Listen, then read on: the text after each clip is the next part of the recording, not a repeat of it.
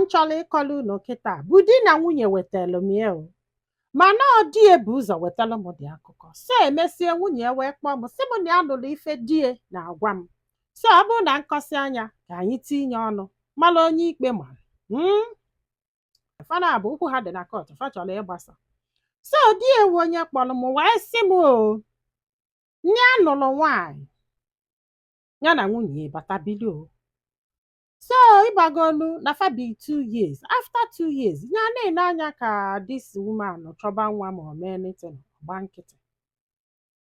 Mana ife sebezili ha okwu bụ na after 2 years and 9 months, ụmụnne ya na-abụ bịa soro ha bili o. Ụmụnne ya na-abụ bịa soro ha bili. Na ife nwaanyị a na-emezi bụ ya na ya na-abọsị okwu, ya tụchapụzinalị ọnụ o. O jezie ya na ụmụnne ya na-akali na-achị ọchị na-egbogo na-egbede mgbe ụfọdụ ọlalụ na rum fa o. Den ya wee je ya biko fa atọbakwa o. Ya ihe a ka nwaanyị a na-eme megidezi onye ọbụla part of her because na ụmụnne ya na-abọ nọ. Na etu o si agwagodi okwu ma fasa okwu, udoghị anya na ọ na-achọ nsogbu, na ọ na-achọ ka akụọ ya ka akọwa ili obele ife. So ihe a na-eme ya na-edie, ihe a na-eme ya na-edie. Ọ sị m na ihe niile a na-eme because na ya ebidogo ọ bụrụ na ya na ụmụnne ya kọba nye focus ọ n'iru akwụkwọ ma ọ nenebe one thing or the other, ya egote telivishọn tinye na room ya na ụmụnne ya nọzala na palọ, ya nwa nọ na room na-ekili 1 or 2 ya ka wee do distracted from ife fa na-eme. Na ị ga na-alụkwa ka ha na-achị ọchị because ya na ya na-abọsere okwu sọ ihe na-atọ ọchị ka fa na-akalizi maka ya. Ama m ịghọta ebe m na-eje. So wee lụọ one day ọgwakati okwu anyhow, ya wee mawele ya, o wee tụọli ọgụ, ya wee tọdị ya na-akpịrị ka ya bunye nye kwụọ ya na. Ọ sị m nne ụmụnne ya na-aba bịakwati aka soro kọbịa ife ya gbazia nkịtị. Ọ sị m ya gbazia nkịtị, mmagolu ka fa na-akụzi ya ife ya afụ na ọ 3 against 1 ka anọzi na ya nkịta, ya gbazia afa nkịtị nke afọ bilio. Nwanne ya nwaanyị gbasịa anya ma ụkwụ. Ọ sị m na ịgwakwa m eziokwu na ọkwa ụmụ nwaanyị na-atọ nwoke adọ ọkụ ya o. Ọ pụghị ịghọtago ihe ike ji wee gwụ ya. So ka nụsala ọgụ afọ tinye adụ surprise ihe ha ji wee tinye aka ya wee sị nwunye na fa ga-ana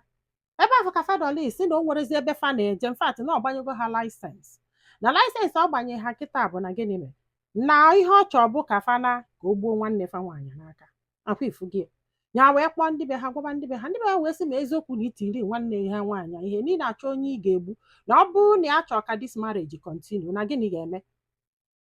na fa ga-anọ na the marriage. Ndị na-akọ ihe a, nwoke na-akọ ihe eji eme ihe a bụrụkwa obere mmadụ, ọ bụrụkwa na obere mmadụ. Ọ sị m nne ya wee dise nke bọsị afọ gba nkịtị, na ya dọrọzi happy, ya ga-anata nye lie nri n'ụzọ, ya ada elizi nri fasiri maka fa eme nye nsi because it's not like no ihe anụnwa. Ọ sị m nne na mgbe a na-eto okolobịa na ya nwelu kpọkpọ ebelukwe next time ya na nwunye ka ya afịọchakwa ụmụaka na-agba agba atakwa again tugolie ha na-atọtibezi enyi ife. Ya jikwa iwe opi ọkpọ ka nwoke ka ya merụọ ha arụ mesie ese mba hapụkwanụ ha, ndị a kontinu na-akụ ya o, ndị a kontinu na-akụ ya. Ya wee kwuo oge n'ụlọ wee mịta kpọkpọ nyaahụ wee welie wee pụta ọsọ wee taa ha wee gbapụ ilo wee kpee eke. So ka ha kpọziri eke wee bịa wee saachị abịa saachịsịa wee nweta ofu kpọkpọ nke ya gọrọ ọfụ, wee nwetakwa kpọkpọ nke nna ya nyelie. Mana ka kpọrọ eke na-eji nwayọọ mere ọsọ gbapụ n'ụlọ ịghọtara na. So ka gbapụzalụ n'ụlọ afọ, eke wee chọbana ya afụrụ, eke wee deeli ya akwụkwọ wee si na fa chọrọ ịfịa na steshọn. Ya wee jebe na steshọn wee luo ịmago na-ekwugide kwusie fa wepụzie okwu kọt ebe afọ bikos na ya sị na ya chọrọzi. So ha eluzie na kọt kpebezie na nwaanyị a amụtarakwala ya nwa o, mụtarala ya nwa, mana ifefa na ugodi na nwunye bụ 5 years, 5 good years, which ya na suspectzi na ọ chọrọ ịmụrụ ya nwa bikos ihe anya na-agwa anyị is not like no ife melụta ata ma echi niile ka ịmalụ how long ụmụnne nọ bie na ha apụka bụ onye nke a apụ nka nka na bụ onye nke a abata. Akwa ifugo. Ọ sị m nna ọkwa na wee kpebe wee jụọ anya wee sị ya kedu ihe ha nọ na be dị ma na-eme. Asị na ha na-abịa ịnele nwanne ya datị na ọ bụrụ ya bụ nsogbu, na ọ bụrụ na ọnya nwa bụ nsogbu na ọ kara ịgwago ha naba bifo li anụ ọgụ na ọka anụsịala ọgụ ka ọ sị ha naba. Ha wee sị na ha ama nna na ebe o tiri nwanne ha nwaanyị ihe na ọ chọziri igbu ya egbu.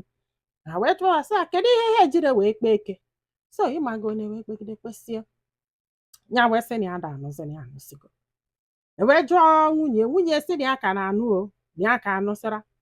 ya wee sị ya na ya da anụzi nwunye wee sị na ọ bụrụ na ọ da anụzi na ọ ga-akwụ ya compensation na ọ nwere ike ịpụta be na ya kpụpụta ya mee gie just like that after 5 years ọ sị na ya da anụzi no waste of time na o nwere ife ya achieve go since then na ọ ga-akwụ ya 7M George wee sị ya hey na o bukwere ibu the man wee sị na ya ga-akwụ 1M o wee sị ya gịnị ka ya ji 1M eme gịnị ka ya ji 1M eme na ọ bụrụ na ya na-alụ ọrụ na o nwere ife ya na-efocus mana ya ma na-emete more than 1M every year ụnụ ama na-ekpegidela obuo dat na ọ ga-akwụ ya 1 year 1 million 1 year 1 million 5M ka ọ ga-akwụ this lady so ka ekpegidezi ikpesie ha wee nabasa ha ji eke eche ya eche ha wee nata o wee welu fonu wee kpọọ m wee na-akọlụ m fa nọ na palọ ọ na-akọlụ m so kọsịalụ m elu o si nwetazi nọmba m ka m amarọ ya na wee the woman wee kpọọ m wee sị m kedu ife m na-eme nwesị anya jee n'iru akwụkwọ ka o jee chọọ afa m wee jee n'iru akwụkwọ wee jee chọọ afa m chọta afa m si ya yes nọ ihe na-esele unu ka ọ na-agwa m actually ọ sị m kedu ihe o kwuru sị ana m ada agwa mmadụ ihe onye ọzọ kwuru na ọ bụrụ na ị chọọ ịma ihe o kwuru ị bịa n'iru akwụkwọ na ụbọchị m ga-epost ya efe ya so this lady caught after 2 days ọ kpọchighị m azụ ya o mekwelu m voice note because ana m focus na voice note achọrọ m mmadụ distract m ebe m na-alụ ọlụ or something ghọta na so wee melu m voice note wee sị na decide go ka akọọlụ m ihe na-ese wee sị oke o wee kwube nnọọ kwugide kwusie wee sị m na ihe bụ nsogbu na ihe na-ewu ya iwe bụ na mgbe ọ nụsịrị ya na fa decide na fa ama mmụ nwa until 2 years or 2 years plus before ha amụba nwa na ọ sị m na ihe bụ iwe bụ na after 2 years ha ka na-akwado ka ha bido ịmụ nwa ya wee find out na di ya nwere baby mama na di ya nwere side chick na ọ mụrụ ụmụ nwoke na-abụ mana di ya gwara ya ya wee chekịta ife ya mara ife a ga-eme na ebe afọ ka a nọ wee ghọọ agụ wee sị na ya ga-emesi nwoke ka ekwu wee bido igwu okwene ha wee bido ịtakasị ya wee bido ime ihe ọbụla in fact na ịgwa m eziokwu ma ọgụwachelie o ma ha ncha niile n'ihe a bụ ihe a kpasịrị akpa wit ụmụnne mụ jụọ anya kedu mgbe ụmụnne ya bịara na life ha ọrụ after 2 years ka ụmụnne ya bịara na life ha mụ jụọ anya ma ọ gwalịa na ya nwere side chicken ya fọzala ụmụaka na-abụ ụmụ nwoke na ka ọ nwa n'ifia plan ọ bụ imegide ife 2 years before o wee fie n'anya nye wee gwazi anya ife melụnụ ịghọtara na nọtụ na ọkpụbazi kpọkpọ na enwere ike ịgwa anya until ya emesie nye ka ekwu mụ gwazi anya ma ihe a mere ọjọka kedu ife o jiri gwa ya na o nwee baby mama ọ bụgodu na ọ chọrọ ịgwa kedu ife o jiri gwa ya na ya amụtabugo nwa na ọ gọrọ aka gị ọkpa isi like na ya jụrụ ya na ya jụkwara ya sị anyị nubugo nwaanyị ọ sị mba ndị m na ya jụkwara ya maka na ya chọrọ poli ya ndị na ya gwara ya na ya chọrọ poli na ya chọrọ akụkọta n'elu akọba na ya ma ntekikwu ya na ọ chọrọ ya anya ya agali ajewel so di ya wee sị na ife nye ejire wee gwa ya bụ na gịnị mere ya gwa ya na ọma nkwe na mgbe o ji wee gwaba ya na ya chọọkwa poli jụbịa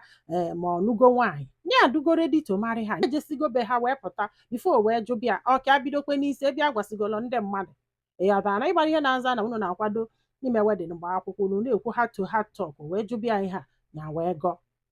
kapị ịghọtara na o wee sị ogodo na ịgọrọ ka ihe iji egwu ya mgbe ị nụbara ya na agwaghị mgbe ya nụbara gị gwanyị na ikwurie bifo nya akọnkludo ihe dị n'isi gị na ị chọrọkwa na ọ bụkwa na o mee na ị ga-ahapụ ya ọnụ na nke bebi ihe anya ka ọ gbara ọsọ gbaje mgbe ike na-achụ ya ebe afọ ka o ji nọ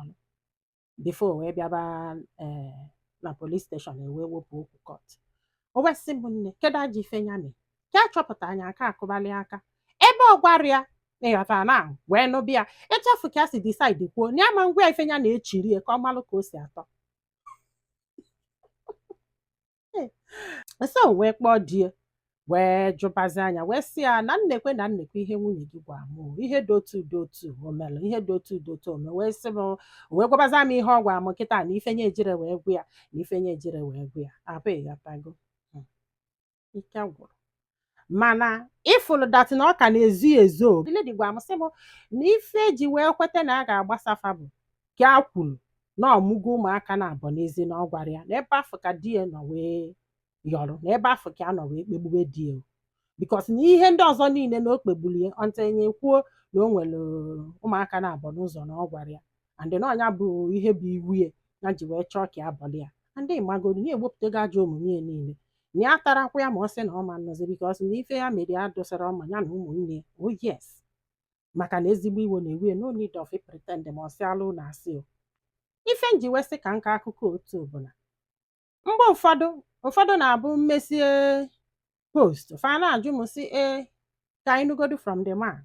ka anyị nụ from the woman nkewa na afọrọ ya na mgbe ụfọdụ onye ga-ekpe nkie okpe saịdị nkie o etu o si atọ ụtọ hide awa na otu ịghọtara na bikos na stori ụmụ nwaanyị ka ha na-ekwukeri ka ajụọ dị man na etu o si mee ka ajụọ dị man na etu o si mee asịfụ na nwoke ada asịkwa asị mgbe njibere sa ka ekwene ihe ijire gwa mpat afọ si ya dụrọ proud of it na ọkwa stil ka a wee nụọ ya ka o wee kwelụ ka a ji wee mee ihe ya mee ọpa ifu gị na mana nwaanyị izo n'elu ụdị ihe anụnwa ịchọọ malụ ka ọkụbalụ gị aka onwe nwaanyị ga-agba ọmalụ ozugbo ọbata ọnụ bọọgụ nwe nwaanyị ga-agbalụ ozugbo ọbata konfront ọgụ nwe nwaanyị ga-agba ọmalụ ozugbo ọpalụ ngwongwo ya na-abịa nna ya onye ọbụla nwee staịlụ nke so this lady choose to bọlụ gị ife imeri o wee si otu wee do so na ife fana abọ chọziri ịma kịta abụ ihe a mere ha kịta anụnwa kedu onye kọsịrị ya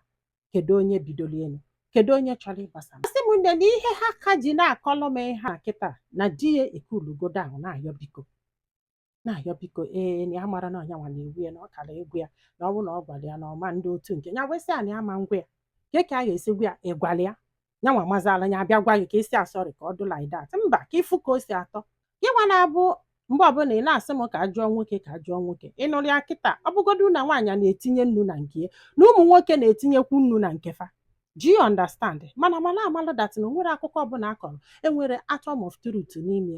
o nwere ife kpatalụ sọntịn ji wee mee ife dị otu mmadụ amaghị nnọgide nnọọ pụta ụtụtụ etu bido megbuwe gị ọ bụrụ na mmadụ pụta ụtụtụ etu bido megbuwe gị bụrụ nwaanyị ma na ọfụgo nwaanyị ọzọ ma ọ bụ na o nwere niti na imelie ọ bụrụ na nwaanyị anọgide pụta ụtụtụ etu megbuwe gị ma na ọfụgo nwoke ọzọ na ọ chọrọzi ịnọ na that marriage something must cause something any story ọbụla ị nụrụ not just this one apịghị ya tago so ụmụnne m kedu ife unu ụlọ kedu onye ọdụ unu ka onye kpatara ihe a ajọmodigai ọ sị na ọ bụrụ na o kwenu ịghọtago na ebe amagolo the cause ọpa ifu gị na so ọ bụrụ na ife ị ga-emenwu nne m ịgbaghalụ na anụ mụ na anụbakwanụ then nwoke ọ bụkwa anụ na ị ka ga-anụ nwe after all this bad ihe anụnwa mana chetakwa na ụmụnne ya ka nọkwa maka ime gharara m wee chigetekwe gharara m nke bụ eziokwu ka m na-ekwu ya na ọzọ chukwu ma ihe ijire kpụrụ ha kpọchie the first day ha metụrụ ya aka because ọ bụrụ na ọmụnwa I will lock them up oh yes ọsọ gị nwa ma ndị be anyị daalụnụ ka ọ dị n'ụbọchị ọzọ